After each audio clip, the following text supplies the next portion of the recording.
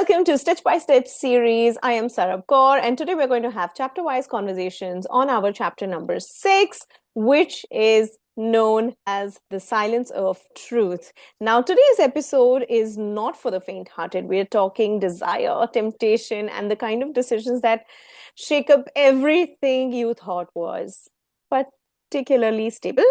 It's messy, it's real, and let's just say, it's sometimes even the strongest and most loyal hearts wonder. So, we'll be diving into the cracks of people that don't like to admit exist. And our girl, Huda, who is the main lead of this particular chapter, she's standing right at the edge. So, buckle up, this one's got layers. I am Sarab Kaur. Sneha, over to you. And I am also the co-author of 13 Stitches along with Sarah. And today's story that we are unsuing is written and authored by Sarab. And it revolves around something, like Sarab said, that we don't want to talk about, but it does exist. No, we're not talking about ghosts, of course. We're talking about infidelity, a word that's loaded with a lot of pain. Okay, there's a lot of confusion and so many unspoken emotions, right? So, and we're going to be diving in a bit deeper today because we don't want to judge, but we want to understand, right? So, what do you think is the underlying emotional need that often drives a person to commit infidelity? Like, even if it's a seemingly stable relationship, like sometimes things go tipsy-turvy in relationships, but yeah, what makes a person commit to infidelity, do you think? So, first of all, when I was writing this story, I wanted it to be very clear that infidelity is not just about sex. This is something that it has to be cleared amongst people. And it's about attention, it's about validation, it's about wanting to feel seen again. Even in so called stable relationships, people can start to feel invisible, like roommates. Like you're showing up, but no one's actually looking at you. So when someone new walks in and suddenly sees you, not just physically, but emotionally, your brain goes, wait, this feels good. I didn't even realize I missed this. And sometimes it's not even about dissatisfaction with your partner. It's about a part of you that's been ignored even by you. So it's a mix. You mix that with proximity, vulnerability, a spark of curiosity. Boom, you have infidelity. You've got the recipe of emotional cheating. Okay. And this is happening quite often, Sneha. This is happening quite often. People don't even realize that this is infidelity. And that's what exactly is happening with our character here with Huda. And that line between attention and temptation is super thin. Very fine. Yeah. Yes. It's somewhere, I think, a little bit of loneliness, a cry for attention, maybe. And like you said, a deep emotional hunger that you can't even name, you can't even speak about it. So, okay, we've understood what happens to the one who's, on the edge, like Huda. But what happens to the other, like, the counterpart of Huda? She's, in the story, she's in a married relationship with her spouse. So how does the infidelity impact the betrayed partner? How does it affect the sense of that partner, that sense of trust and the future attachment patterns? And how does it work for that partner? So honestly, being cheated on doesn't just hurt in the moment. It definitely reshapes you. It messes with your ability to trust not just your partner, but yourself. You start questioning your instincts. How did I see this not coming? Was I too naive, too trusting? And slowly your sense of emotional safety is just gone. It's like someone taking a sledgehammer to the foundation on where you were standing. And what comes after is the attachment issues, big time. You either become hyper alert, constantly overthinking, scared to open up again. We've all been there. And the other way to deal with this, you go cold. You shut down. You keep people at a distance because it's safer that way. No one's going to harm you. You build walls. Yeah. And here's the real kicker. Sometimes betrayal doesn't just affect romantic relationships, it leaks into friendships, family, self-worth, and everything.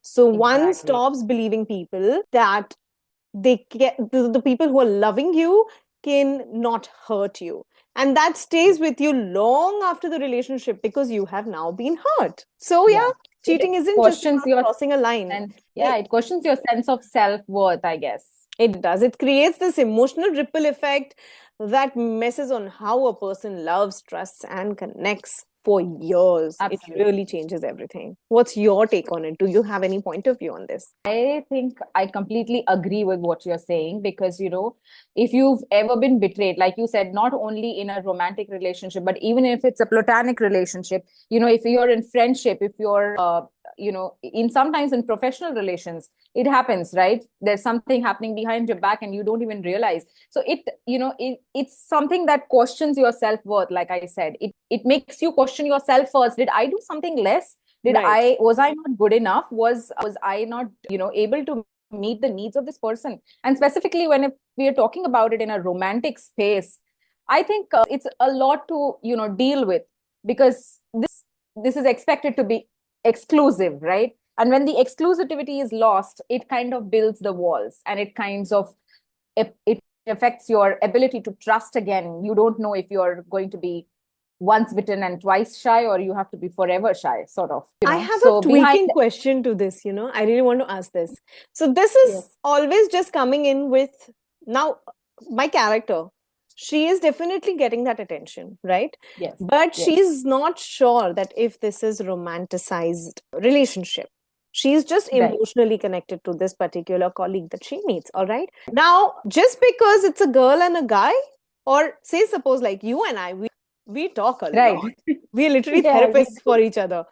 So that's Yes, not absolutely. infidelity. So how, because you are into this psychology game, I would want to Right. understand how do we differentiate, the difference. See, I think the difference comes in when the moment you start to feel that you need to hide it from your partner, Okay. irrespective of the gender. So, suppose I was a guy, so like you and I have a lot of guy friends, right? And you're married, you're living with your spouse. So, I'm taking real life examples from our own, story, like you took our example. So, we have guy friends, we've been speaking to them, we talk to them. But then the moment you feel the need to hide, because you're Hmm. talking to that one particular guy, Mm-hmm. and you're talking in a manner where you're feeling on your own that you need to hide from the other person. I think that's where, because like you said, the line is very thin. You Correct. don't know when it's going to turn into infidelity, or when it, like you also mentioned, that it's not just physical, it's emotional, it's mental. If you are mentally and emotionally involved elsewhere, but Hmm. you're living with your spouse, not you as in like any one of us, Yeah. then it would count as infidelity, because you're not able to confide in your partner, you're confiding in somebody else, and you're having to hide that confession in somebody else from your partner. So that's where the infidelity angle comes in, I guess. It's, I think, irrespective of gender, if you have to hide it, then that's litmus paper test So enough to prove. confiding in a best friend with a lot of stuff, even if it's a girl to girl or a guy to guy, is infidelity. No, it's not infidelity. See, if you have a guy best friend, suppose like if I was a guy and you're confiding in me and you're talking things with me and you're not having the need to hide it from your partner, it's not infidelity. Your partner knows that, okay, he and she are friends and they're talking to each other and you're talking in his presence, and Acha. you're talking in his absence. So you're cool about it. You yourself will define the infidelity or not infidelity part, in my opinion. Okay, got it. So it's Cool. not even for the partner to judge. It's only for you to know that I'm in a space where I'm speaking to somebody Right, and I'm having to hide it from my husband or my wife. And I'm right, not comfortable telling him or her that I am confiding in this person. Then that becomes infidelity, right. in my opinion. Okay, because I think that in today's MNC world, I think Absolutely. This is a very I important point. have a very close friend of mine who's working in MNC, and you've also been in an MNC, Yes. institutions. And she says there's like at least 60% of people who are committed, who are married, who have kids, etc. But what do they call it? Office romance? Office No, what romance. what Yes, was the because word that you actually used? Office I husband don't or know. something like Office that. romance, I guess. No, because you have a husband or you have a wife, but you have a work wife, you have a work husband. At Ah, office, right, there is right, this right. person who is really there waiting for you. So there was this term Yeah. to it. I think it was work wife and work husband. Maybe, because I also agree with what you're saying on this. I think it happens because you're spending so much time in that space, Hmm. right? Hmm. The maximum chunk of your day is going there. 365 days of the year, you're constantly involved in your work more than your house these days. So I think that's one factor. The second Hmm. factor is you're all nice. dressed up, get decked up, and you're in your most polished, self in your Yeah. work atmosphere. So what happens is it's very easy to start, liking each other, having that soft corner for some special one person. It could be someone from your team, someone from another floor, something like that. And like I said, because there's so much of time that you're spending with each other, it's very easy to start catching up for coffee, to keep seeing each other every day, and it becomes a habit. And of Habit. course, Yeah. nobody knows what's happening at office when, you're there for so many hours. Nobody even True. questions it. Yeah. So it becomes a habit, and it's a very common thing that's happening. Even a very dear friend of mine, was in a situation where it felt like a, fresh breath of fresh air, sort of. Yeah. He Yeah. or she, whoever I'm talking about, said it's a breath of fresh air. Every time I see this person, I feel so nice. It's so comforting. No doubt, Yeah. I love my spouse. I love my home. All that is nice. But, this part is really nice because it's like a, it's like a fun space for you in a boring atmosphere, because of course True. work is boring and nobody really likes it. No, Everybody is doing true. it for the sake of happy paid. Like you said, the line is so thin that everybody's crossing it because of the over availability of people these People days. these days. Yeah. And the reason why I brought this office thing up is because that's where my character meets, their new attraction. So, Right. yeah, I mean, I think there's just not enough conversation that can roll over this Around this. topic, but we Yes, will have I to agree. swipe it clean for now.